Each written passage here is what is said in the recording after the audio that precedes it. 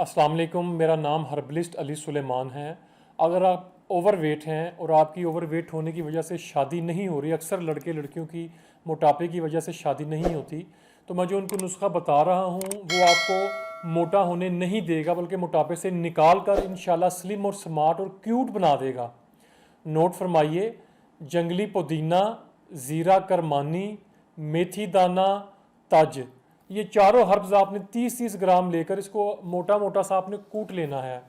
और 1 table spoon इसका powder जो है वो 1.5 गिलास पानी में अच्छी तरह 5 मिनट के लिए ढक्कन रख कर इसको बॉयल कर लें। और छान कर इसका 1 कप या 1.5-2 कप आप जितना पी सकें लीमू निचोड़ के सुबह निहार मुँह रोज़ाना डेली इस्तेमाल करें। इस्तेमाल करने से पहले भी वज़न कर लें और 1 महीने बाद दोबारा वज़न करें, इंशाल्लाह चंद दिनों में ही वेट कम होने लगेगा। और अहम बात यह है कि बफज़ले ताला कमज़ोरी भी नहीं होगी और जिस्म दुबला पतला और स्मार्ट हो जाएगा। ज़रूर ट्राई कीजिए और दूसरों को भी शेयर कीजिए। मुझे दुआओं में याद रखिए। अल्लाह हाफिज़।